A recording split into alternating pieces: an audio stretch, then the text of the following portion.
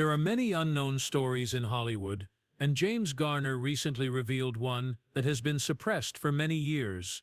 Its origins may be traced to the set of the iconic military drama The Great Escape, which was released in 1963. However, tensions were building behind the camera, especially between Garner and Charles Bronson, a budding star. Garner remained silent, unwilling to stir things up for years.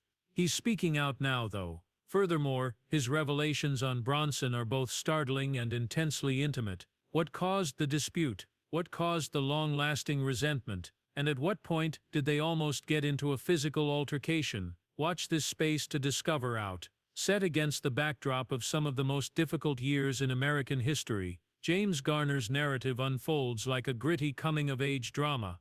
His early years were difficult because he was born in Norman, Oklahoma, during the Great Depression. Weldon "Bum" Garner, his father, had a hardware business and did his best to support the family. Tragic events, however, occurred early. James's mother, who was part Cherokee, died when he was 4 years old. Years later, James would confess his tragic theory that she passed away as a result of a poorly performed abortion. Shortly later, Weldon's hardware shop burnt down, causing yet more tragedy.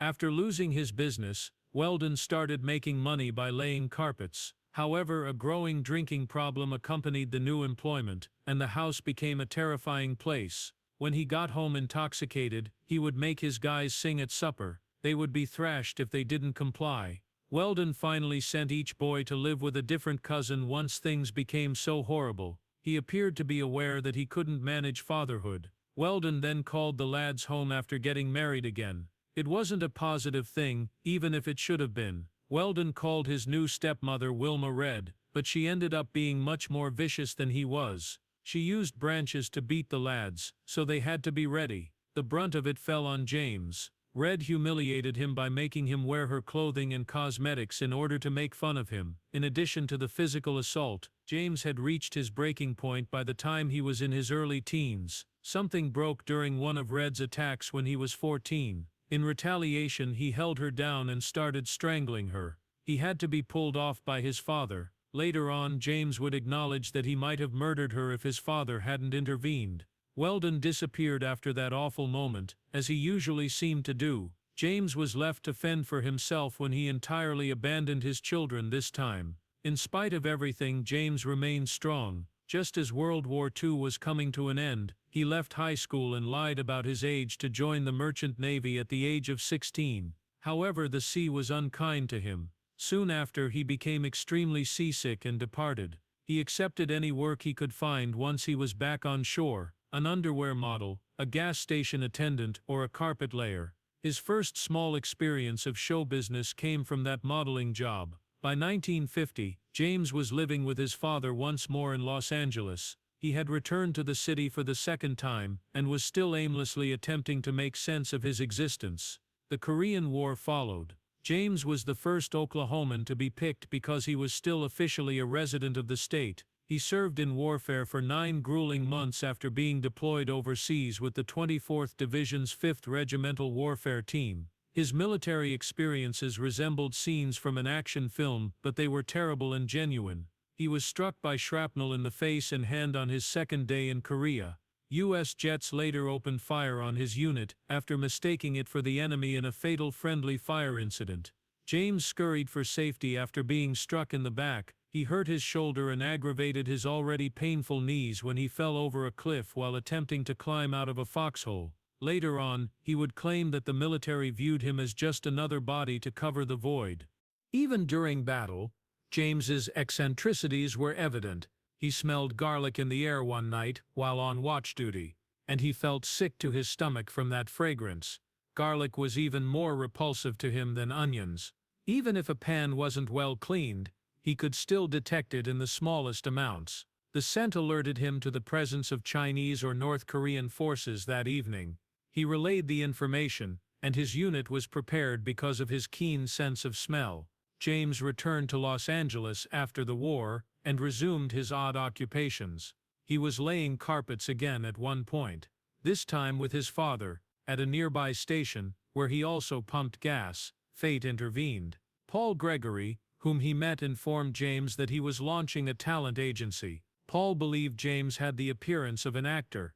At the moment, James didn't give it any thought. Years later, James chose to visit a talent agency after seeing Paul's name on the door. That impromptu visit changed everything. James had his first serious acting job when Paul took a risk on him and got him a part in the theatrical version of the Caine Mutiny court-martial. By 1957, James Garner had been set ablaze. He co-starred with Marlon Brando in Sayonara that year, and he made his television debut as Brett Maverick, the slick-talking shrewd gambler from the popular series Maverick. As Brett and his brother Bart wandered around the Wild West in search of wealth, peril, and the odd poker matchup, the show followed them. Episode after episode, the two alternated lead roles, with Garner portraying Brett and Jack Kelly playing Bart. It was immediately clear that James Garner was the most notable. He was a popular favorite because of his clever humor and calm, laid-back demeanor. He was no ordinary cowboy with a gunslinger. Clever and charismatic, he didn't always use guns or fists to win battles. It went really well for the first several seasons. Garner was making a name for himself in the rapidly expanding Western genre and was starting to become well known. However, 1960 brought with it a significant obstacle. Hollywood production ceased when the Writers Guild of America went on strike. Like the majority of series, Maverick ceased receiving new scripts. Garner's issue was that he had committed to a 52-week deal with Warner Brothers. Considering how popular the show had grown, his weekly salary of $1,250 was low. The studio determined they didn't have to pay him because there were no scripts. Garner was upset about that. James Garner made a stance after growing weary of being used as a pawn in the studio's scheme. He successfully sued Warner Brothers for breach of contract. It was evident that the court decided in his favor. During a strike, the studio couldn't just stop paying him. Garner had already made up his mind when Warner Brothers attempted to make amends with a new contract. He desired autonomy, the ability to select his own duties and course in life. He left Maverick, but that didn't mean the end of the story for him or the show's viewers. Then came 1963. When The Great Escape debuted in cinemas, it quickly became one of the most famous war movies of its time. It had everything: a bold jailbreak, an exciting plot, and a cast that sounded like a who's who of major Hollywood stars. The uncontested king of cool, Steve McQueen, was at the forefront of the movement. He became a bona fide cinematic star as a result of the picture. The true drama, however, was taking on behind the camera despite the dramatic action on screen, particularly between James Garner and Charles Bronson, two of the movie's main characters. Bronson was not yet the tough character he would later play on the big screen. He continued to go up the Hollywood ladder. In contrast, Garner was already enjoying the fruits of his labor as a star of the television series Maverick. You would think that there would be some respect between these two when they worked together on stage. However, James Garner himself asserts that this is not at all the case. It seems that Bronson and Garner had a strained relationship from the start. Garner would later characterize Bronson as aloof, icy, and in his own words, cruel. For decades after the movie ended, Garner continued to narrate anecdotes about how challenging Bronson was because of the intense tension. Garner utilized his memoirs to finally release all of those behind-the-scenes recollections after Bronson died away in the early 2000s, depicting a man who was not only difficult to deal with but also openly antagonistic. However, Garner had other problems on set than Bronson. Not even the movie's breakout actor, his pal Steve McQueen, was exempt. During production, McQueen's ego got a little out of hand, Garner said. Even so, Garner finally dismissed Steve's diva moments, attributing them to his love for the part. But for Bronson, that resentment persisted forever.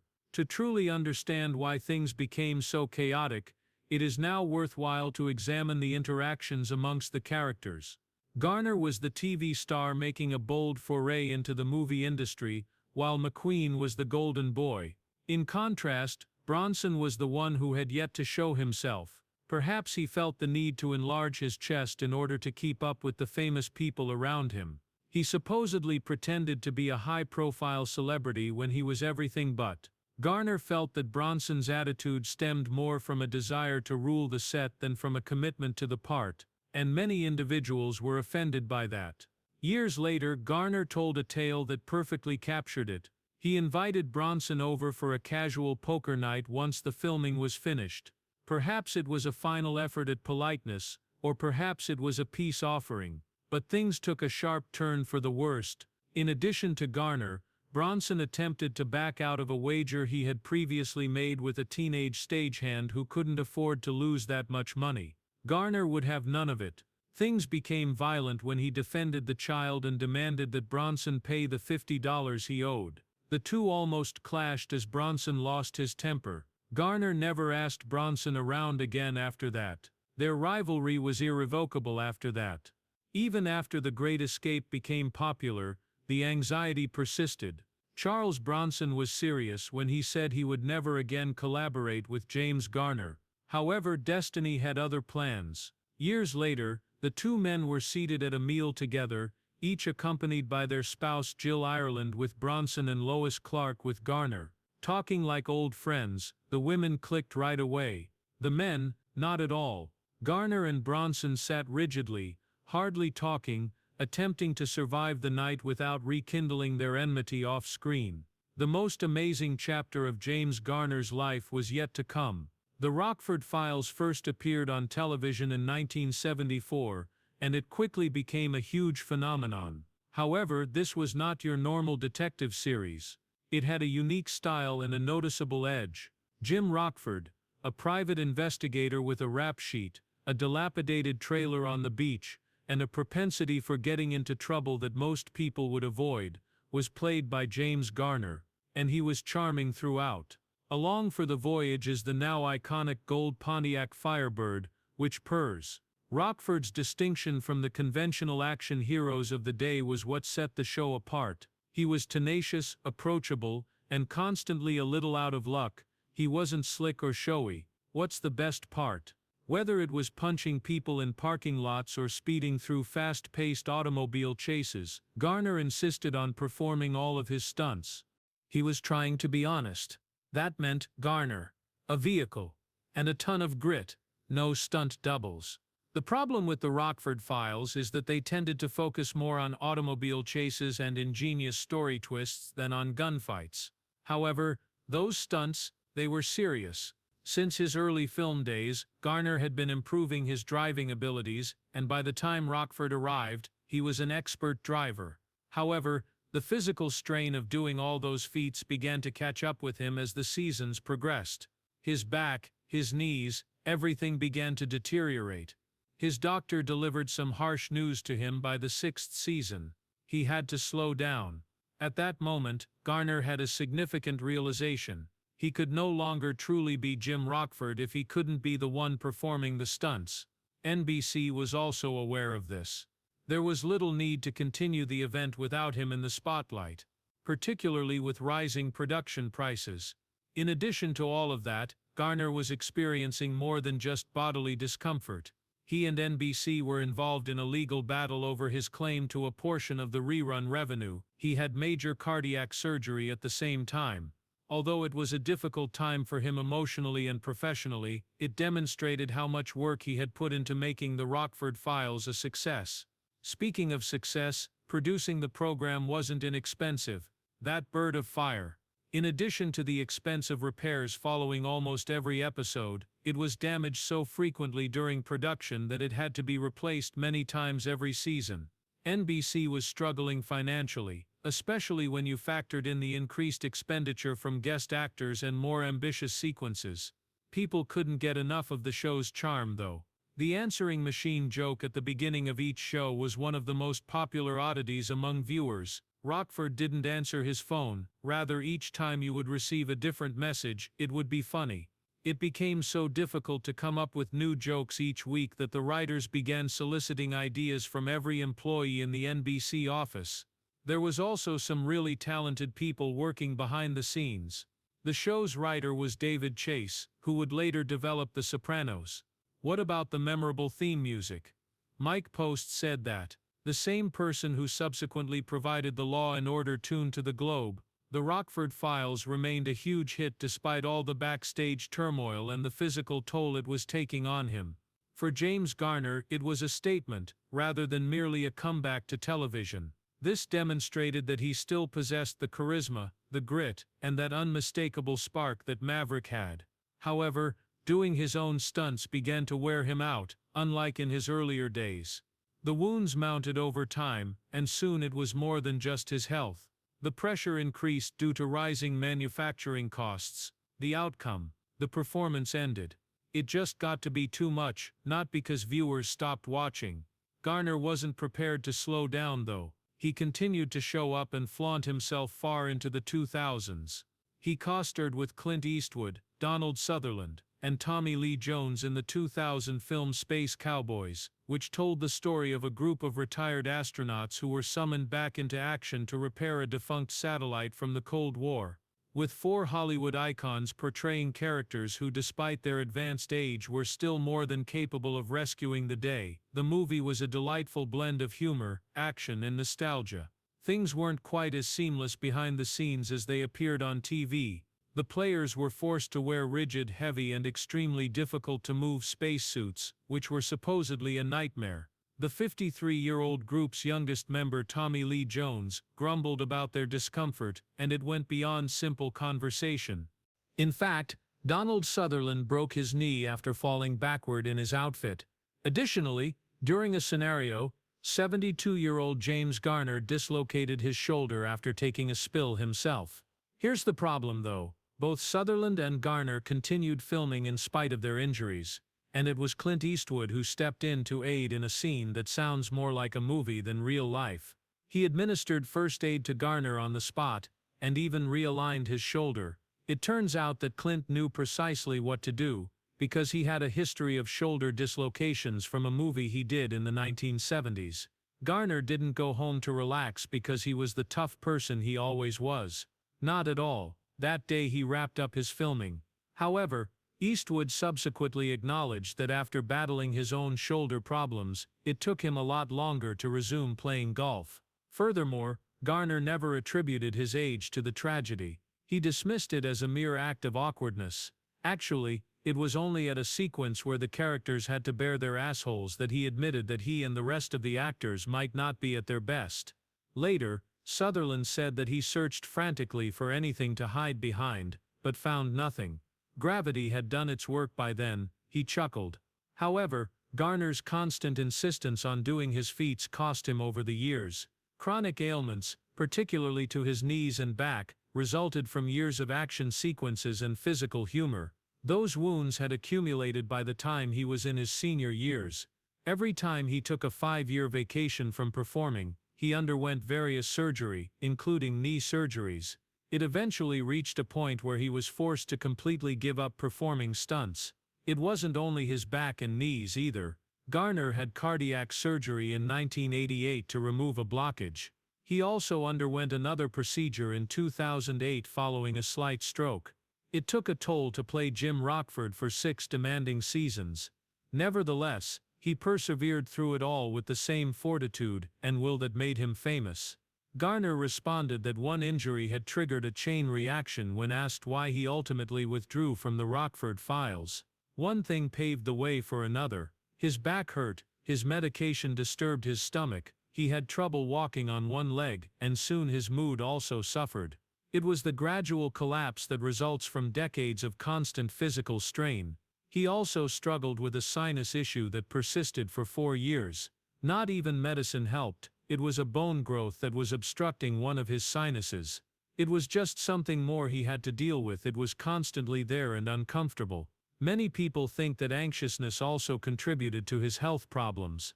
During a particularly trying time in his career in the 1970s, he experienced ulcers and even temporarily split from his wife. Garner said that he alternated between renting a house in the valley and Canada during such pauses. He was careful to clarify, however, that the separations had nothing to do with interpersonal issues. They were brought on by the demands of his job. Garner eventually made amends with his wife, and the two stayed together until his passing in 2014. He died of a heart attack at the age of 86. 7 years later, his wife came along. October 2021, James Garner never wavered.